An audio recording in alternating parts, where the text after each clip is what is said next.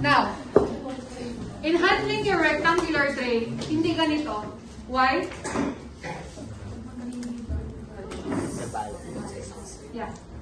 Okay, it will be unbalanced on your part. Okay, so to distribute the weight evenly, ganyan. Hindi ka nakaganito. Okay, so 90 degrees again. And then yung posture. Okay, so, and then, hindi ganito ha. Ganyan. So, alam pinakamabigat dito, assuming ito, mag-initial out, ay, mag-pass out ako. Hindi ko siya nilagay sa gitna kasi may pagpapatungan ko.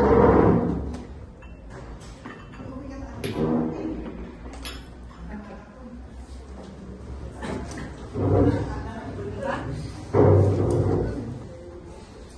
Tapos, lagyan ko na sa kusina. Hindi na siya pantay, right? Kasi binabalance ko siya. But make sure if you balance, hindi yung totally, baka ma-unbalance naman yung nakalagay. Okay? So, pwede naman. Gitna ko ito. Kasi yun ang safest. Tapos ito. Okay. Yung mga tall equipments or tools or yung mga gamit, avoid putting them sa very side ng tray. Okay? Mas prone yun sa accident or matutumba or mahuhulog. Especially yung mga stem glasses. Can I have a champagne flute? And a red wine glass? Okay, so clear to class? Yes, ma'am. Nakaspread yung daliri ko sa ilalim. Okay? If you go to the industries, they might have their own standard. But again, this is the basic. You have to start from here. Understood? Yes. Okay. So going back na dito, yung sinasabi ko kanina, yung mahahaba, wag silang nasa gilid, yung dito. Okay? As much as possible, igit na natin. Okay?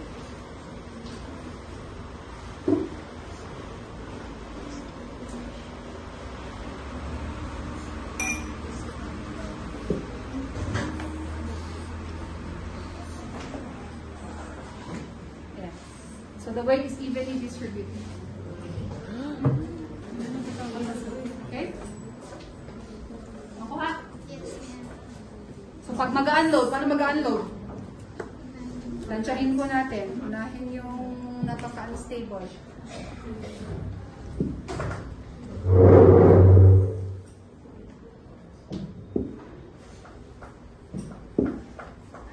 Okay. Question? Makuha? Yes. Nakuha? Yes.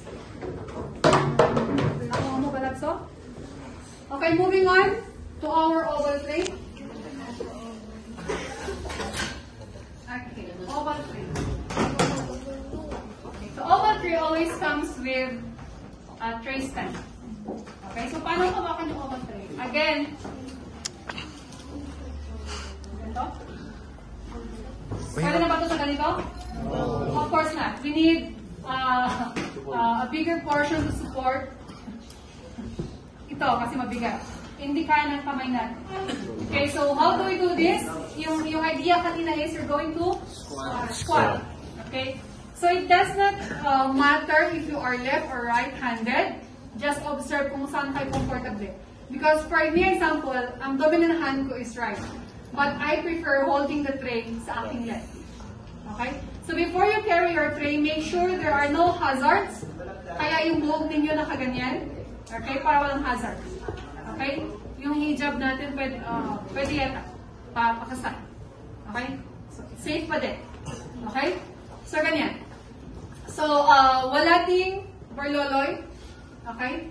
Walang ring. I believe. Single kayong lahat. Tama? Walang pa ring dyan. Okay? So, ganyan. Walang berloloy because first thing, it is not allowed because it attracts bacteria. Okay? So, first thing to do is to squat. Squat. Squat, bend one knee. Kita ba? Tapos, ilipat. I'm going to put my palm underneath. Underneath. Okay? Ang pagbaba ko, dapat naka-level dito. Okay, so habang nilagay ko dito, I'm going to assist the tray putting in my shoulder. Tapos ina-adjust ko ang aking kamay. Ganyan. Okay? So, kapag safe na siya, with assistance of the other hand, kapag alam kong stable na ang tray, that's the only time I'm going to stand up. Okay? Stand. Assist tray ng kamay. Tapos, pag kailangan ko to, I'm going to get light. Okay? Now, let's try with a weight.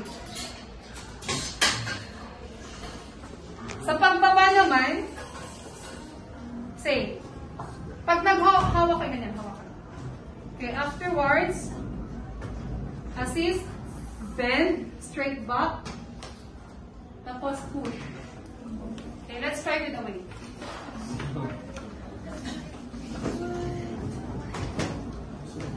Mas maganda yung mabigat eh. Yes.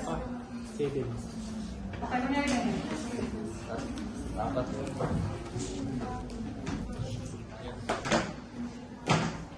Kunyari ganyan.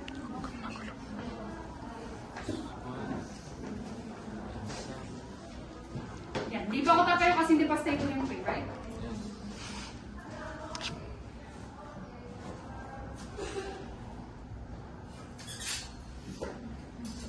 Can you check my back?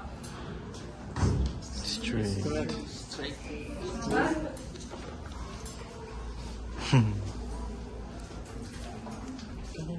Pag ibababa ko na siya, same.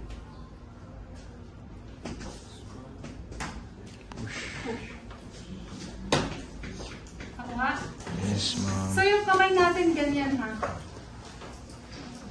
Hindi nakaganyan. Ito nakaganyan. Hindi ngayon siya nakaganyan. Kasi ang tendency, pati likod natin, nakaganan na siya. Parang may scoliosis. Okay? We don't want to cause accident. Always, safety first. Okay? Any question? No, no, ma'am. Wala? Wala? Okay, what time is it?